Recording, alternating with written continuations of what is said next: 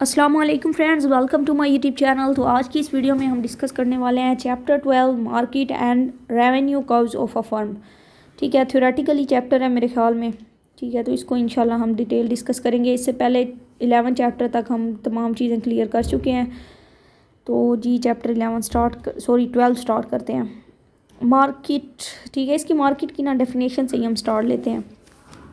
In ordinary language, market is a particular place where goods are bought and sold, but in economies it has wider meaning। ठीक है, एक normal सी language में अगर हम market की बात करें तो वो ऐसी जगह होती है जहाँ पर चीज़ें सेल होती हैं और परचेज़ होती हैं। लेकिन जब इकोनॉमिक्स में हम मार्केट की बात करते हैं तो इसका एक बहुत बड़ा मतलब होता है। मार्केट इज़ अ मैकेनिज्म और arrangement which brings together buyer, demanders and sellers, suppliers of particular goods और सर्विसेज। कि मार्केट जो है एक बहुत बड़ा अरेंजमेंट होता है या मैकेनिज्म होता है, ठीक है, जिसके अंदर मतलब बायर की डिमांड वगैरह को देखा जाता है, सेलर की सप्लाई को देखा जाता है गुड्स एंड सर्विसेज की। या फिर इसको इस तरह एक्सप्लेन कर सकते हैं, a group of buyers and sellers that exchange a good और सर्विसेज एट अ प्राइस। ठीक है, कि कोई ऐसी जगह जहाँ पर बायर और सेलर जो उनसे गुड्स एंड सर्विसेज को एक्सचेंज करते हैं किसी भी प्राइस पर। Every market consist of the following essential elements. किसी भी मार्केट के अंदर ये एलिमेंट्स होते हैं।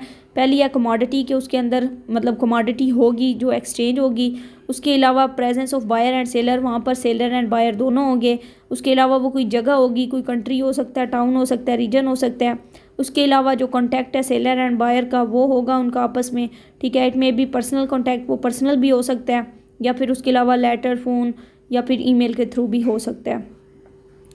Market exists in many forms. Some markets are quite simple. For example, barber shop in a market is a market since haircut are bought and sold there.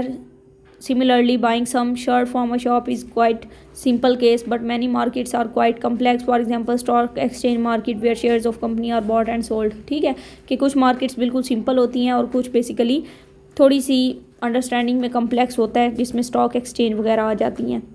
Some markets are local while others are national or international in scope. Some are quite personal, requiring face-to-face contact between demand supplier. Other are impersonal in the sense that buyer and seller never see or know each other। वही बात होगी कि कुछ markets में आप जानते होते हो एक दूसरे को, कुछ में आप बिल्कुल भी नहीं जानते होते। अकॉर्डिंग टू डोलन, ठीक है, market means any arrangement people have for trading with one and other existing of demand and supply create a market. ठीक है, ये मतलब डोलन के मुताबिक डेफिनेशन है मार्केट की। Kinds of market, market can be classified into different basis. ठीक है, पहले ये according to the period of time, location, nature of market, nature of competition. ठीक है, ये मार्केट की डिफरेंट काइंड्स हैं। सबसे पहले है अकॉर्डिंग टू टाइम।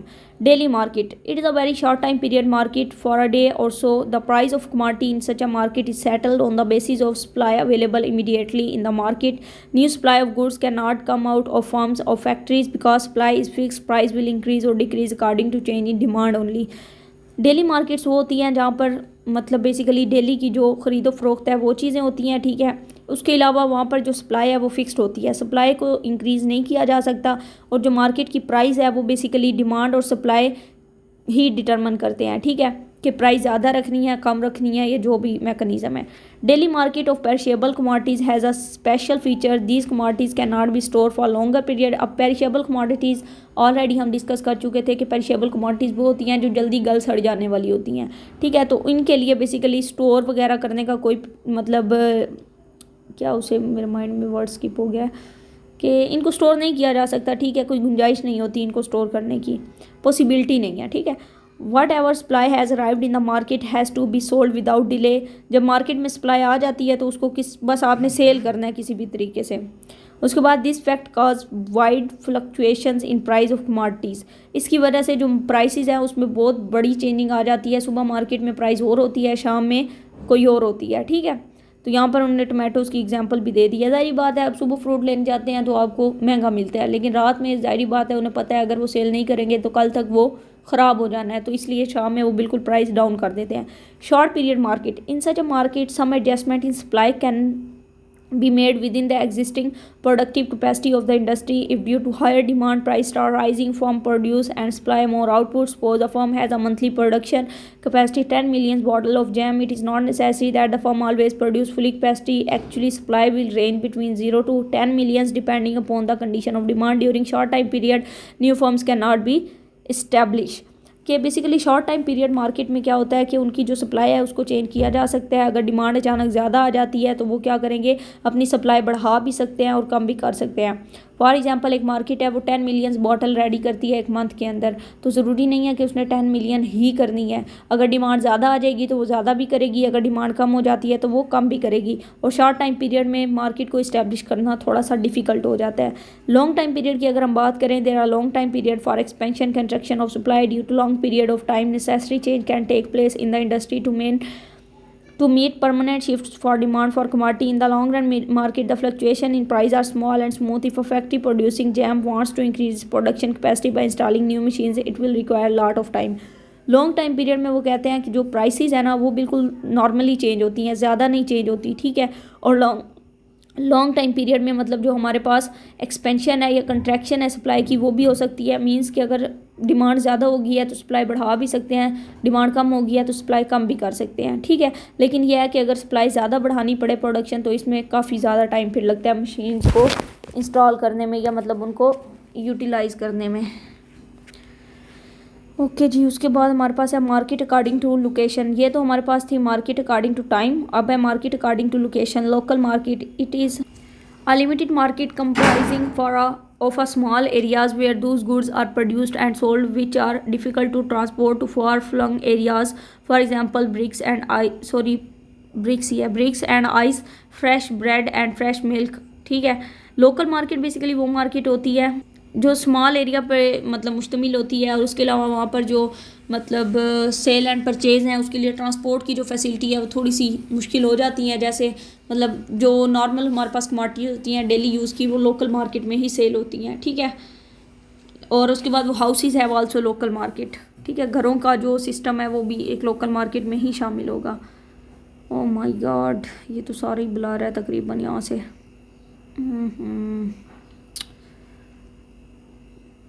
अच्छा, इसमें है क्या क्या, मुझे तो हेडिंग भी नहीं नज़र आ रही। चलें ये 3 पॉइंट भी हम मिस करते हैं यहाँ से। इसकी बिना मतलब यह है कि एक दफ़ा रीड कीजिएगा, अगर ना समझ आई तो फिर इसकी पिक्चर बना के मुझे शेयर कीजिएगा, ठीक है। तो इसको वहाँ से काट लेंगे क्योंकि ये बिल्कुल ही बुला रहा है, मुझे नज़र बिल्कुल नहीं आ रही है। उसके बाद है market according to nature of commodity. General market है, स्पेशलाइज्ड मार्केट है। जनरल मार्केट कौन सी होती है, where all kind of goods are sold. जैसे हम कहते हैं ना ये जनरल स्टोर है, ठीक है। तो वहाँ पर मतलब हर तरह की चीज़ें अवेलेबल होती हैं। और ये क्या लिखा हुआ है, मार्केट ऑफ लाहौर, एक वर्ड समझ आ रहा है, दूसरा इस्लामाबाद समझ आ रहा है, बस इस तरह समझ आ रहा है, बाकी ये मिसिंग है। उसके बाद है specialised market, a particular market bought and sold in for example cloth, I think है क्लॉथ मार्केट, फ्रूट मार्केट, ठीक है। पर्टिकुलर मार्केट, स्पेशलाइज्ड मार्केट वो होती है जहाँ पर एक स्पेसिफिक चीज़ मतलब सेल होती है, ठीक है। अगर कोई जैसे ये प्लाजा वगैरह है वहाँ पर सिर्फ मोबाइल की सेलिंग परचेजिंग होती है, तो इस तरह मतलब यह है कि वहाँ पर फिक्स्ड चीज़ें होती हैं। उसके बाद फैक्टर मार्केट है। Factor market for example labour market आ गई जहाँ पर लेबर को मतलब एम्प्लॉय किया जाता है, जॉब दी जाती है। कैपिटल मार्केट जहाँ पर मशीनों का लेन देन होता है, कंपनीज़ का मतलब स्टॉक एक्सचेंज हो सकता है। उसके बाद मनी मार्केट है जहाँ पर मतलब मनी जो सी है वो एक्सचेंज की जा सकती है, ये मतलब ट्रेडर्स जो काम कर। उसके बाद है foreign exchange market. Foreign exchange market में डॉलर्स वगैरह की या मतलब फॉरेन करेंसी की जो एक्सचेंज किया जाता है वो सारे सेटअप आ जाता है। उसके बाद रिसोर्स मार्केट है जहाँ पर लेबर मार्केट, कैपिटल मार्केट दोनों शामिल होती हैं। उसके बाद मार्केटिंग थ्रू सैम्पल्स है। Some goods such as grains and machines are usually sold through sample, ठीक है। कि ज़ाहिर बात है अनाज वगैरह अगर हमने लेना हो तो कुछ मार्केट्स ऐसी होती हैं जहाँ पर जैसे सैम्पल उनके पड़े होते हैं, फिर हम वहाँ से पहले चेक करते हैं और फिर लेते हैं। Marketing through grades, many goods are sold on the basis of grades and trade marks. For example watches and electric goods are sold by trademarks, for example Sony TV, Philips bulb वगैरह, ठीक है। कि कुछ ऐसी market होती हैं जो सिर्फ चीज़ के जो ट्रेडमार्क है ना उसकी वजह से वो सेल होती हैं, ठीक है। कि फॉर एग्जांपल उनकी स्पेसिफिक मतलब शॉप्स बन जाती हैं या फिर उनके मतलब नेम से ही वो चीज़ें सेल हो जाती हैं। उसके बाद है market according to the nature of competition. अच्छा, ये नेचर ऑफ कंपटीशन अब यहाँ पर तो थोड़ा थोड़ा बताया गया ना, लेकिन इन पे पूरा पूरा चैप्टर है। माइक्रो की बुक देख लें या फिर उसके अलावा मार्केट्स को मेरे ख्याल में माइक्रो की बुक में डिस्कस किया गया है, तो इन पे फुल चैप्टर है, लेकिन अभी जस्ट आपने कंसेप्ट क्लियर करना है। एक होती है परफेक्ट मार्केट, जिसको हम कंपेटिटिव मार्केट भी कहते हैं, ठीक है, या इसको हम परफेक्ट कंपटीशन भी कहते हैं। ये 3 नाम है इसके। A market where the number of buyers and seller is large, ये ऐसी मार्केट होती है जहाँ पर लार्ज नंबर ऑफ सेलर और बायर्स होते हैं, मतलब ख़रीदने वाले भी ज़्यादा होते हैं, सेलिंग वाले भी ज़्यादा होते हैं। इसमें प्रोडक्ट होमोजीनियस होती है, मतलब एक जैसी प्रोडक्ट होती है। और इसमें बेसिकली अ सिंगल बायर और seller is unable to influence the market price is called perfect market, ठीक है, कि इसमें किसी सिंगल बायर या सेलर का रोल नहीं होता, ठीक है, तो इसको हम परफेक्ट मार्केट कहते हैं। In such market every buyer seller is well informed, इसमें क्या होता है कि मार्केट के हवाले से सेलर और बायर दोनों को पता होता है, ठीक है, हर चीज़ का आइडिया होता है उन्हें। उसके अलावा मार्केट में जो चीज़ सेल हो रही होती है उसकी प्राइस इक्वल होती है। और perfect market do not exist in practical, लेकिन रियलिटी में देखा जाए तो परफेक्ट कंपटीशन की जो मार्केट है ना वो एग्जिस्ट नहीं करती। और उसके बाद है इम्परफेक्ट मार्केट, क्योंकि ज़ाहिर बात है आप जहाँ के भी जाके देख लें प्राइस कभी भी सेम नहीं होती, एक रेडी वाला और ले रहा होता है दूसरा कम ले रहा होता है, ये इस तरह। इम्परफेक्ट मार्केट वो मार्केट होती है any market where condition of perfect competition are missing, जो ऊपर हमने पढ़ी है ना परफेक्ट मार्केट में जो भी कंडीशंस पढ़ी हैं उनमें से जब वो सारी फ्लॉप हो जाती हैं, कोई एक भी नहीं होती, तो उसको हम कहते हैं इम्परफेक्ट मार्केट, ठीक है। उसके बाद है हमारे पास मोनोपोलिस्टिक कंपटीशन। अब इम्परफेक्ट मार्केट में ना आगे फिर ये सारी मतलब आ रही हैं मार्केट्स। मोनोपोलिस्टिक कंपटीशन है, ये ऐसा कंपटीशन होता है where many firms exist selling close substitutes, जैसे फॉर एग्जांपल टूथपेस्ट की एग्जांपल ले लें, एक कोलगेट है तो दूसरा, अब दूसरा मेरे माइंड में भी नहीं आना, कोलगेट और कोई भी ब्रांड ले लें, ठीक है, तो टूथपेस्ट का, अब है तो दोनों सेम ही लेकिन डिफरेंस तो है ना। तो इस तरह की जो मार्केट है वो मोनोपोलिस्टिक कंपटीशन में आते हैं जहाँ पर क्लोज सब्सटीट्यूशन अवेलेबल होता है। उसके अलावा the basic product is same, लेकिन जो प्रोडक्ट होता है वो सेम होगा, जैसे कि टूथपेस्ट हो गई, but the firms by making some changing in design, firm उसके डिज़ाइन में कुछ चेंज कर सकती है, क्वालिटी पैकिंग वगैरह में चेंज कर सकती है, ठीक है, make their product somewhat different from other firms, दूसरे से वो हमेशा कोशिश करती है कि प्रोडक्ट अपना डिफरेंट रखे, तो इसको मोनोपोलिस्टिक कंपटीशन कहते हैं। उसके बाद है डिओपली। डिओपली में 2 सेलर होते हैं who may compete as in monopolistic competition और may cooperate and make a cartel to get high profit, ठीक है। इसमें 2 सेलर होते हैं और वो बेसिकली क्या कहते हैं, या तो वो आपस में मतलब कॉपरेट कर लेते हैं और कहते हैं कि ठीक है हम एक कार्टेल मतलब एक ग्रुप की शक्ल में चलते हैं, इतनी प्राइस हम चार्ज करेंगे, ठीक है, या तो फिर वो अलग अलग ही सेल कर रहे होते हैं, लेकिन 2 सेलर होते हैं। जैसे एग्जांपल उन्होंने दे दिया है कीवी शू पॉलिश हो गया या फिर चेरी ब्लॉसम हो गया, ठीक है, ये 2 हैं लेकिन मतलब शूज़ पॉलिश के हवाले से ब्रांड, लेकिन ये फिर ये है कि ये डिओपली में आते हैं। उसके बाद है ओलिगोपली। ओलिगोपली वो होता है जहाँ पर फ्यू सेलर होते हैं हु में कम्पीट और कंप्रोमाइज़ टू सेल, ठीक है, जो कम्पीट भी कर सकते हैं और कंप्रोमाइज़ भी कर सकते हैं। उसके बाद है हमारे पास मोनोपली, इन सिंपल वर्ड के वो बेसिकली आपस में मुकाबलाबाजी भी कर सकते हैं और अगर उनका दिल चाहे तो वो आपस में कॉपरेट भी कर सकते हैं। उसके बाद है मोनोपली।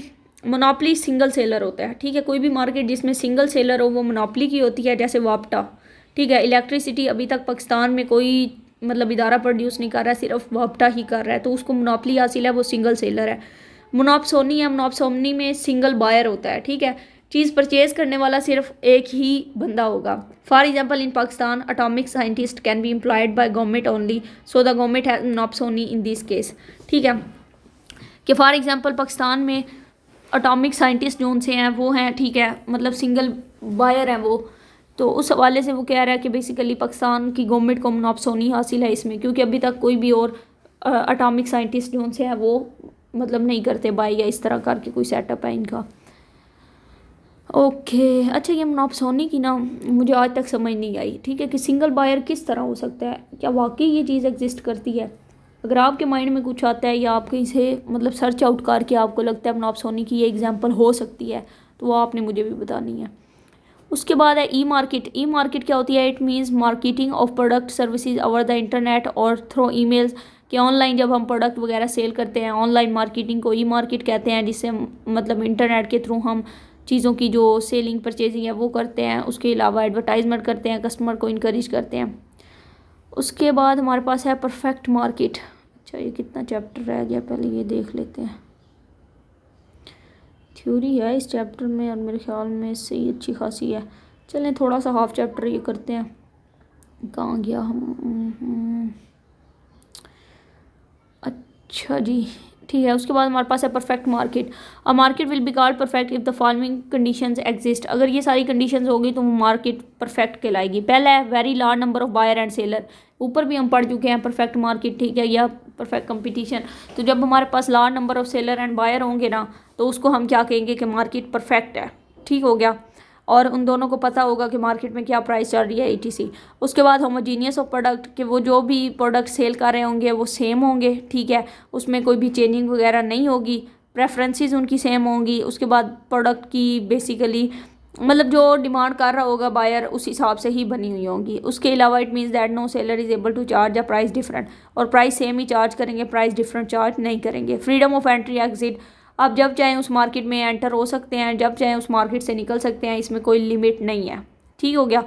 और उसके बाद यहाँ पर उन्होंने क्या वर्ड यूज़ किया, firm get only normal profit. इसमें फर्म्स जो सी हैं वो हमेशा नॉर्मल प्रॉफिट ही अचीव करेंगी। ऐसा नहीं है कि आप प्राइस बढ़ा के ज़्यादा प्रॉफिट अचीव कर लें। उसके बाद है परफेक्ट मोबिलिटी ऑफ फैक्टर्स। इसमें आप जो फैक्टर ऑफ प्रोडक्शन है उनको एक जगह से दूसरी जगह मूव भी कर सकते हैं। ऐसा नहीं है कि वो एक जगह पर ही रहेंगे। ठीक हो गया। Ensure it quick adjustment in supply in response change in demand. For example अगर डिमांड चेंज हुई है तो आप उसके अकॉर्डिंग उसकी सप्लाई भी चेंज कर सकते हैं। परफेक्ट इन्फॉर्मेशन, जो बायर और सेलर हैं उनको प्रॉपर इन्फॉर्मेशन होनी चाहिए मार्केट की, क्या प्राइस चल रही है, कौन से प्रोडक्ट चल रहे हैं, ठीक है, ईच एंड एवरीथिंग, उन्हें वो सारी चीज़ों की अंडरस्टैंडिंग होनी चाहिए। उसके बाद unrestricted movement of commodity in all parts of the market, ठीक है, और इसमें जो मतलब जो कमोडिटी है उसको फ्रीली मतलब हम मूव कर सकते हैं, ठीक है, वो हर पर्सन के लिए अवेलेबल होगी सेम प्राइस पर ही, ठीक है। और if some small difference exist in price at various place equal to cost of transport of goods from production point to selling place the market will still be called perfect. ठीक है, कि अगर वो कहते हैं कि फॉर एग्जांपल थोड़ी सी price change हो भी जाती है तो वो जस्ट इस पर्पज़ के लिए होगी कि वो ट्रांसपोर्टेशन उस पर कास्ट आ गई है कोई, या इस तरह करके, ठीक है, तो उसको फिर भी हम परफेक्ट ही कहेंगे। लेकिन यह है कि अगर फॉर एग्जांपल ये सेम सेंटेंस को हम एक्सप्लेन चले कर लेते हैं, even if some small differences exist in price at various places, ठीक है, कि फॉर एग्जांपल एक मार्केट में प्राइस और चल रही है, दूसरी में प्राइस और चल रही है, ठीक है, थोड़ा सा डिफरेंस है, तो वो डिफरेंस ट्रांसपोर्टेशन कास्ट की वजह से होगी, अदरवाइज वो मार्केट परफेक्ट ही कहलाएगी। उसके बाद हमारे पास है in a perfect market the price of commodity will be the same throughout the market. In Pakistan can be considered a near perfect market. Rickshaw service is Lahore or taxi service in Islamabad is also an example of perfect market. Single wheat producer is helpful in influence the price prevailing in the market. अच्छा, ये सारी example दी गई हैं, ठीक है, तो ये perfect market के हवाले से ही हैं कि फॉर एग्जांपल एक रिक्शा सर्विस है वो सरगोदा में दी जाए या फिर वो सिंध में दी जाए तो वो परफेक्ट मार्केट का ही पार्ट होगी। तो ये इस तरह की एग्जाम्पल यहाँ पर दी गई हैं। Perfect market do not exist in practice. Only some markets are very close to perfect market. सिर्फ कुछ मार्केट्स ऐसी हैं जो मतलब परफेक्ट मार्केट के क्लोज हैं, अदरवाइज परफेक्ट मार्केट एग्जिस्ट नहीं करती। तो ये आगे सारी ना मतलब मार्केट्स को उन्होंने डिस्कस किया है, ठीक है, कि इम्परफेक्ट मार्केट क्या होती है और मोनोपोली क्या होती है, डिओपली क्या होती है, परफेक्ट कंपटीशन, और वो सारी डिटेल है। तो वो मेरा दिल है ये रेवेन्यू का और फिर एक डिफरेंट टॉपिक स्टार्ट होता है, तो इनको मेरे ख्याल में नेक्स्ट हम लेक्चर में करेंगे। तो आज के लिए इतना काफ़ी है।